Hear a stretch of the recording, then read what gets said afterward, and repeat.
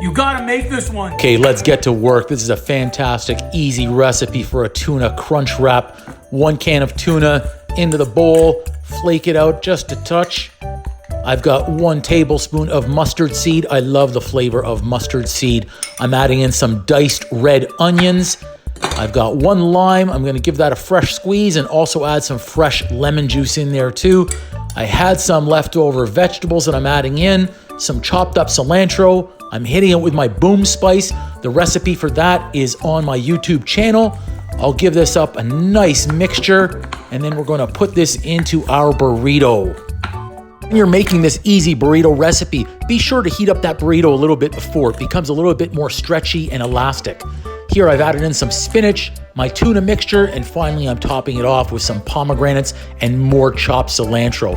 Let's give this a fold and then we'll heat it up in the pan, get it nice and crunchy. Please also remember, like, comment, subscribe, and share, and turn that notification button on. Here it goes into the pan. Look at this. It's nice and golden brown and crunchy. Give this easy recipe a try. You'll thank me. Crunchy burrito is street food, fast food, and just great food. Enjoy.